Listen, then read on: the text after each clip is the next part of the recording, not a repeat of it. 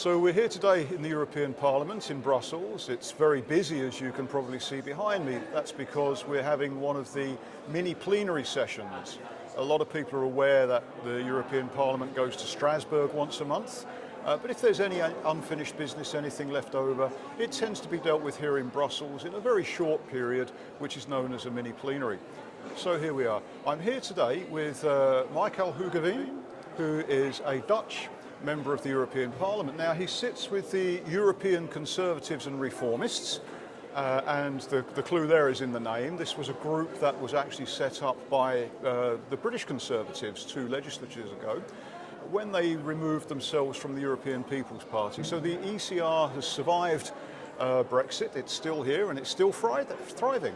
It's seen as a centre-right party, obviously, and we're very lucky because our MEP today is not only a member of the ECR group, but he is also the Vice Chair of the Monetary and Economic Committee, which is really one of the big ones. And so to have the Vice Chair of that committee, we're very, very glad to have you today. Thank you for having me.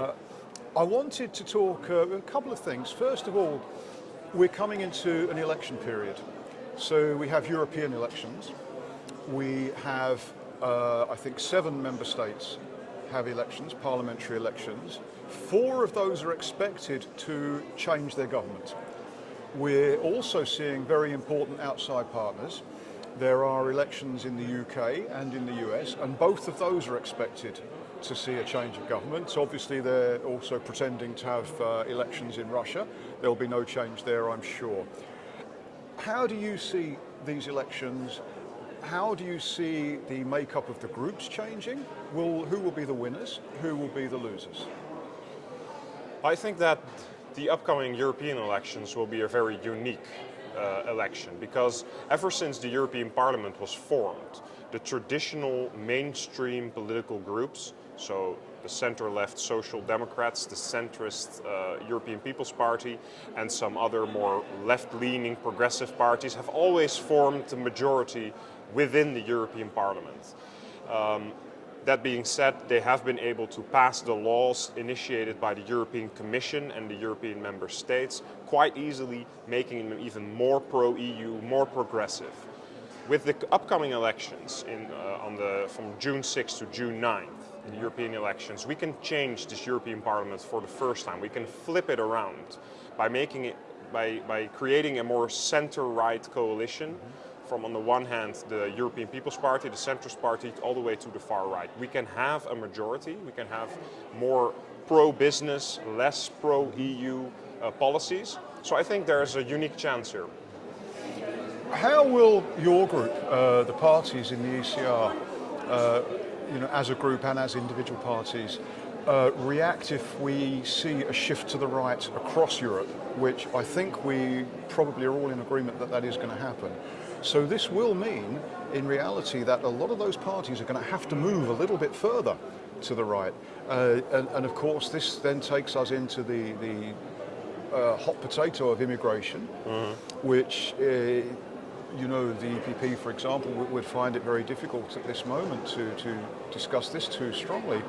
And it's always occurred to me that probably the most difficult thing for politicians to discuss is actually the thing that people are the most worried about, certainly here in Belgium.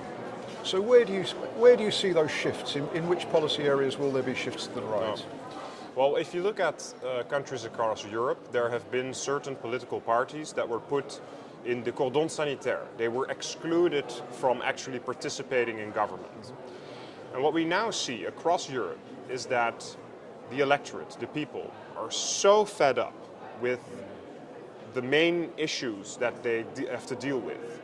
Migration, stronger rules and regulations on the economy, inflation, not being tackled by the mainstream political parties, that people are now saying, I'm going to vote for these parties that were previously excluded. I will make them as big as possible to throw the biggest Molotov cocktail imaginable towards the mainstream political parties. That's what's happening. It happened in the Netherlands with the rise of Geert Wilders.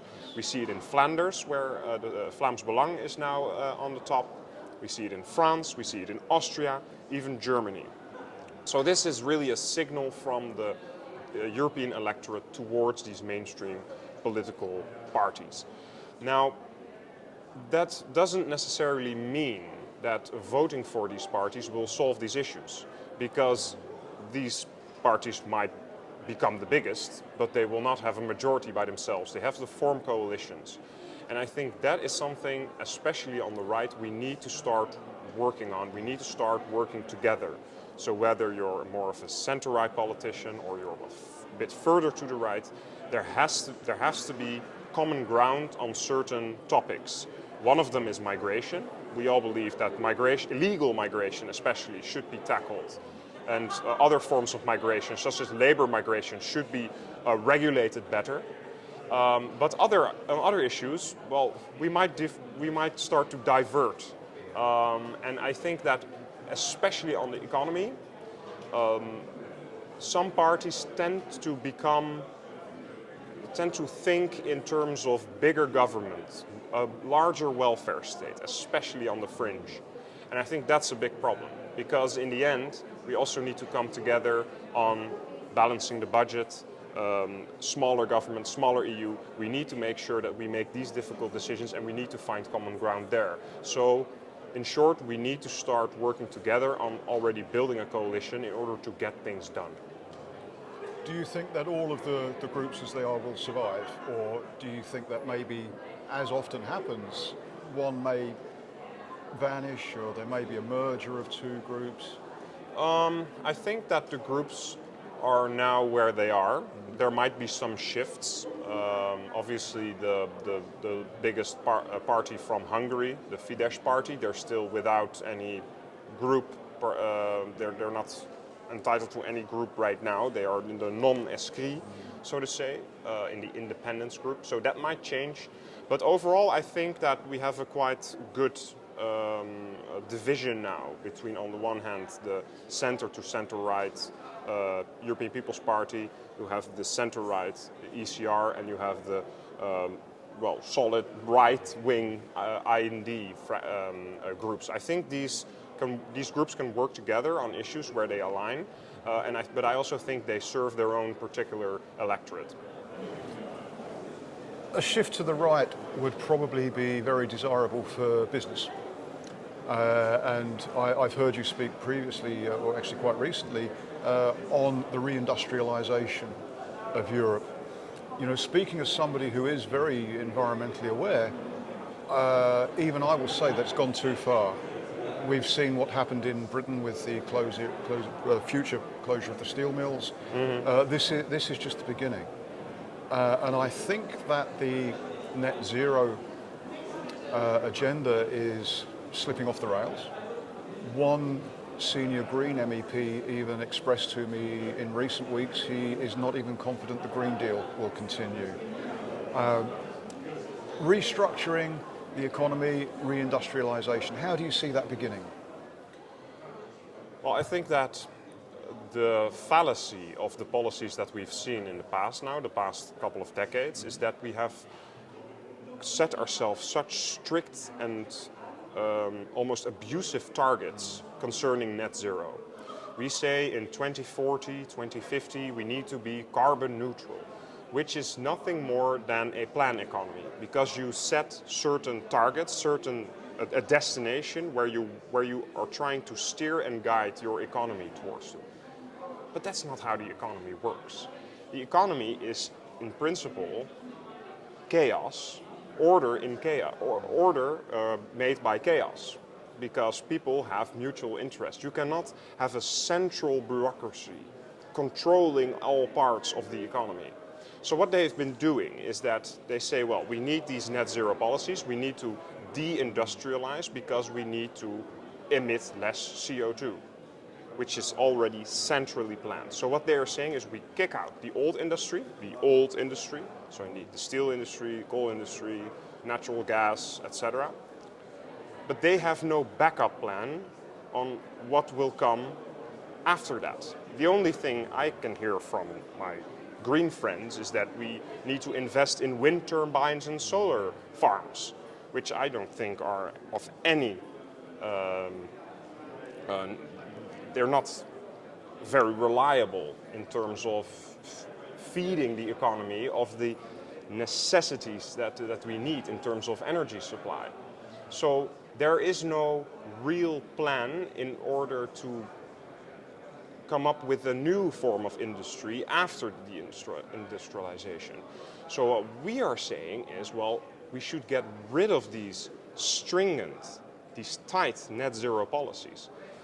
Of course, there should be some incentives on getting a better environment, maybe talking about climate change. I think we agree on that. Yeah. We agree climate change is a problem and it's accelerated by human behavior. If you emit CO2 in the amounts that we have since the Industrial Revolution, there will be some consequences on the overall climate and biodiversity. But it should be done according to market principles, not centrally planned principles. That's what we believe should be the main incentive to work forward. I think a good illustration of that is if we look at some of the former Soviet countries that came into the EU, and Poland is the classic example, the change of mindset, the kind of the rejigging of the economy is the best thing that's happened to them. I always say actually Poland is the classic example of what good EU membership can do, not only for the country but for the people. And net zero, if only it were possible, but if it is possible, at what cost? At a cost to jobs? No. Well, the ironic thing is, when I speak to people here in Parliament in favor of Green Deal, net zero policies, they say it's a global problem. We need to tackle climate change globally. But what do they do under these Green Deal plans of theirs? They close our economy. They say we need our own green industry. They come up with green protectionist measures. So what they're now proposing, for example, is a carbon border adjustment mechanism. So they say we will price CO2 within the European common market. There will be a price on CO2. But then people will start importing products more cheaply from the outside of the common market. So what they do, they set this carbon border adjustment mechanism, which is basically just protectionist tariffs under the guise of the Green Deal. That's not how an economy works. That prices will rise. People will be the regular people who are already struggling to pay their monthly bills, to put food on the table, to buy clothes for their children, will find even more hardships. But for what? What's the end result of these policies that we are now trying to achieve? So I think this is really a contradictory way of treating the economy. We're not really having we're not having these original ideals that we had as European nations, as free trading nations, which we were successful in the past, why we were successful in the past. That is something that we've truly lost here in the European Union, and we should regain it. There's also a certain amount of hypocrisy, because politicians, whilst they're enacting these or moving towards net zero and enacting policies, what they're doing is they're basically relocating European jobs to the developing nations. In fact, the closure of the steel mill in Britain, 2,800 jobs are going, but those jobs are being created in India and being subsidised by the British government. So we're actually paying to export our own jobs. This is the lunacy. And you're quite right, it is lunacy, isn't it? Where will it end, is the question. The Green lobby here in the European Parliament has always been very, very successful, I would argue, in many ways. But surely the Green Party has outlived its time, because every single political party, every single political group now has an environmental manifesto. So I think personally that is the job of the Green Party. It's job done. In Britain, they've reinvented themselves as a bit of a gay rights thing. It's kind of a pink party, I guess. How do you feel about that? Has the Green movement had its day? Well, I think the Green movement has been very successful in adapting over the course of the last decades. I mean, most of these green parties, these European green parties, were staunch Marxist parties. So, for example, in my country, we have the Green Left, which is nothing more than a watermelon. I mean, it's red from the inside, but green from the outside. These were originally, this party originates from the CPN, which is the Dutch Communist Party. Right. And they have relabeled themselves. They now said, well, red is done, we need green, we now have green, but the mindset is the same. And the mindset is more centralization, more rules and regulations, more planned economy, because they don't believe in the free market, they don't believe in the freedom of enterprise, they don't believe in economic opportunity, they believe in economic equality, and not equal chances, equal chances, but equality of outcome. And well, if you might know that the great economist Milton Friedman once said, if you want an economy that has equality, you won't have liberty. If you strive for equality, you won't have liberty. If you strive for liberty, you will have a certain degree of equality. And then the first one you won't have, you will have neither. So I think that's really what the Green Party has been done in the past. How they will now work towards in the future, they will continue to push their climate agenda, their net zero policies. But in the end, they will find out, as it did in the past, these centralized bureaucratic policies will not work. It will downgrade our economy, it will downgrade our competitiveness, and it will downgrade our position on the global stage and our geopolitical strength. So in the end, I think that we will see a turn of the tides where we will go back to parties like ours, which say, let's go back to the free market, let's go back to what used to make us great. And we're already seeing that with ironically, in Argentina with the president Javier Milei, who is now gaining a lot of traction with his ideas of going back to that principles. What you say makes absolute sense. And I think that no matter what a person's political persuasion may be, left, right, centre, I think it would be very, very difficult to argue with what you said. I've got one last question, which I'd like to ask you. From this legislature that we're now coming to an end, we're now seeing come to an end, is there anything that sticks out in your mind as being a particular success, a particular benefit? And also, is there anything that you yourself may have wanted to see come through, which hasn't actually made it through, which may or may not be carried over into the next legislature? I think that the European Union should go back to what it originally was created for, which was we wanted a strong common market, which was of benefit for all the people. And at some point, this common market stopped being about recognizing each other's standards, but it became standardization. It no longer was about breaking down trade barriers, but it became about the centralization of power in Brussels. And the pieces of legislation I've been working on are really these legislations that is really a legislation that puts this original idea of the European Union on the forefront again. So what I've been working on, for example, is European long-term investment funds, which really makes it more easy to invest, to have private investors invest in certain projects across the European common market. There's still too much red tape, there's still too much country-specific rules and regulation on how to have investments. I think that's what the European Union should be all about. Creating investments, creating jobs, becoming less reliant on bank credit, because I think banks have become much too powerful. We should put more power into the hands of private investors, like we see in the United States, venture capitalists, etc. They are the ones driving the economy and giving SMEs more chance of getting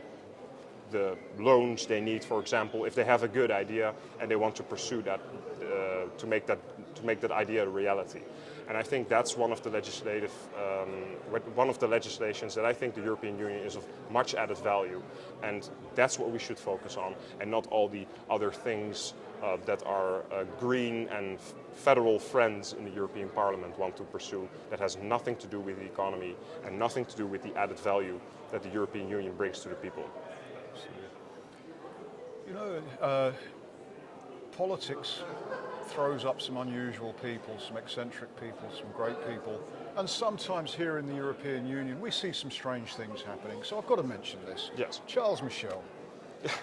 Does this man have no shame? You made a very strong statement about him. That's why yes, I'm asking yes, you this. I said it in the plenary. I think it's really, you've become the president of the European Council, which is basically the gathering of the European member states. You are the president of the most important body Absolutely. of the European Union. Now, he hasn't been doing his job that well, I've been heard. I mean, his meetings are chaotic, he is not very representative, he is being outflanked by by someone that should be seen as running a secretariat, which is Ursula von der Leyen. She's in head of the European Commission, and he is outflanked by her almost completely. He is very anonymous, nobody really knows him. So he has picked up these signals that he's not very much liked in terms of his performance. So what has he done? He's basically been starting to look around where he can find his next job, which obviously didn't work out. So what he did was he went back to his national party and he said, I want to run the list on June 9th with the European elections. But his mandate is still, that's before his mandate ends for I think 6 months. So this is someone who is recognized for not doing his job well, who knows from himself he's not doing his job very well. So he now starts running the list of his national, of one of the biggest national parties in Belgium. So it's a sure seat. So he can come back to the European Parliament and start looking for other jobs. This is what's wrong with the European Union. We have people who are incompetent, that have proven to be not having a very good track record in terms of their actual jobs they've been doing, but they still keep coming back because they don't want to leave this place. They don't want to end up in this black hole, sitting at home probably, being afraid of being unemployed for a certain amount of time. Don't believe in their own strengths and their own capabilities, but they just want to stay here for their job. That's really a sad development that I've been seeing for the last years here. Absolutely. Nothing surprises me in this place. The Council seems to have quietly changed its name, doesn't it? Because it's actually the Council of Ministers. Yes. But if you go to the Justice Lipsis building now, you see no reference to this. But it is actually the Council of Ministers, you're quite right. And it is actually the most important. Many people may argue that the Council of Ministers and the European Parliament are the only two that we really need. But there are, I think most of us have lost count of how many institutions there are now. Yeah. It's a bureaucracy, what more can we say?